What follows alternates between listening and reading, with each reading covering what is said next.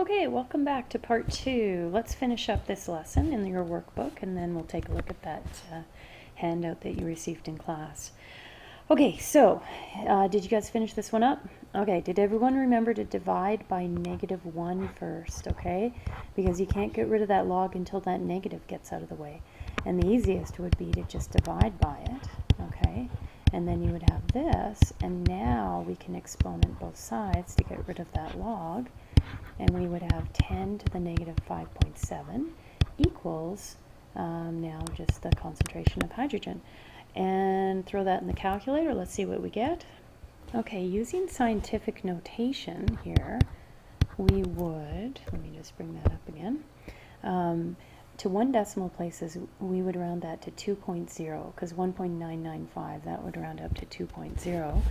And then this e to the -6 basically means times 10 to the -6.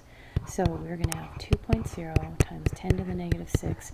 The units, it's hydrogen ions, so they told us the units were moles per liter. And there we go. All right, last example, determine the pH of a solution to nearest tenth if the hydrogen ion concentration is 3.4 times 10 to the -4 moles per liter. Okay, even easier. They're asking for the pH. They're giving us the hydrogen ion concentration, so we just simply put that in for H+. And there we go. Just type it in the calculator and we should have our answer. Okay, so we have negative log 3.4 times 10 to the -4. Let's see what we get. Okay, so the pH to the nearest tenth would be 3.5. Okay, so somewhat acidic, that's for sure. All right, good job everyone. Okay, we're going to go now.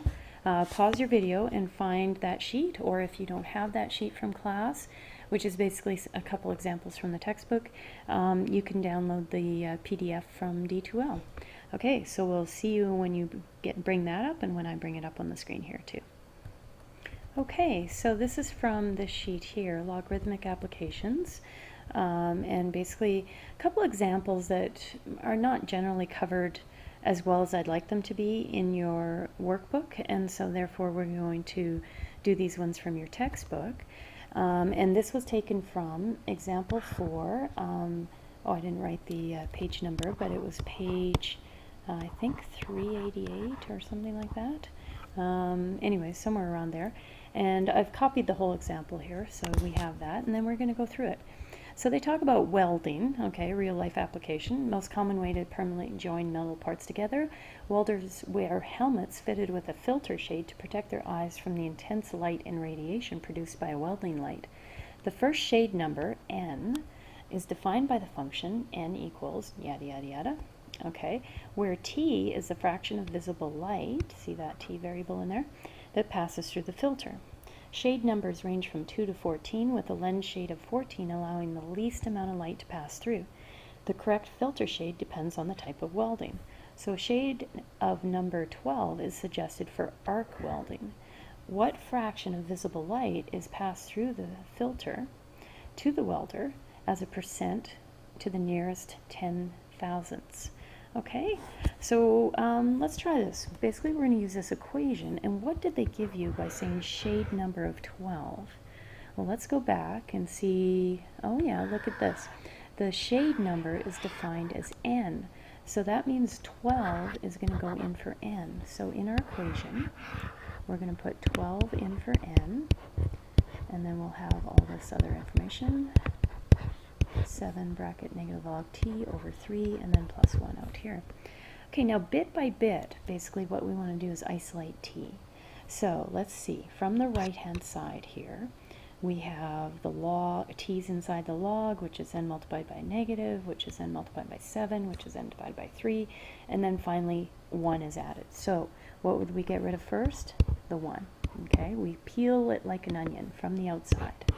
Okay, so now we have 12 minus 1, which is 11, equals 7 negative log t. Not sure why they went 7 times negative log t. They could have wrote that as -7. Okay, next thing we're going to get rid of is multiply by 3. Okay, so that gets rid of the dividing 3 that's happening. We'll have 33 equals, I'm going to write this 7 times -1 as -7 log t. Okay, now, next thing we want to get rid of is the negative 7. So that's being multiplied by the log, so we're going to divide both sides by negative 7, sorry. Okay, now we'll just leave that as a fraction. Negative 33 over 7 equals log t. And now finally, we want to get at the t, and we have to get rid of the log. So the base on the log is base 10. So to get rid of that, we are going to go exponent to both sides, and that'll get rid of our log, and now we have t equals 10 to the negative 33 over 7. And there we go. And we need to put that in the calculator and see what we get. Make sure you have brackets around the exponent so that we have both 33 and divided by 7 in the exponent. Okay, let's bring up the calculator. Okay, so it looks like we're getting a number like 1.93 and then times 10 to the negative 5. So let's just write that down. 1.93 times 10 to the negative 5. Now, how did they want this? What fraction of visible light? As a percent to the nearest 10,000. Okay, so, and t comes out as a fraction, not a percent. So we could, to change this to a percent, multiply by 100 to make it into percent. And that will basically change that to 1.93 times 10 to the negative 3 now. Okay, and to change that into a regular number, times 10 to the negative 3 means we would move the decimal 1, 2, 3 places to the left. So we would now have 0.00193% of the visible light that passes through when it's a shade number of 12. Wow, that's not much light, is it? Okay, let's take a look at the example on the next page. Okay, our next example is example number 4, a problem involving the logarithmic scale, and that's on page 398 in your textbook. Okay, so the human ear is sensitive to a large range of sound intensities. Scientists have found that the sensation of loudness can be described as a logarithmic scale. The intensity level, beta, that's a Greek alphabet letter, in decibels of a sound is defined as beta equals 10. Oh, that looks familiar from the workbook, right? 10 times log of I over I naught. That's sort of like your intensity thing, where I is the intensity of sound in watts per square meter, and I naught is 10 to the negative 12. That's your reference one, corresponding to the faintest sound that can be heard by a person of normal hearing. Okay, audiologists recommend that people should wear hearing protection if the sound level exceeds 85 decibels. The sound of a chainsaw is about 85 decibels. The maximum volume setting on a portable media player with headphones is 110 decibels. Wow, more than a chainsaw. Okay, how many times as intense as the sound of the chainsaw is the maximum volume setting on a portable media player? So I know we did these already in the workbook, but this one, they want us to use this formula. So let's see how well we can interpret what they're giving us here. They want us to, let's see, we have 2 decibels readings that we're given. So we probably need to set up a ratio first of all. So, okay, so let's call the chainsaw. This will be the formula for the chainsaw. We'll go beta 2 equals 10 log I2 over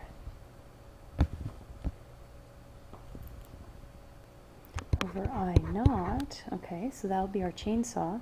And for the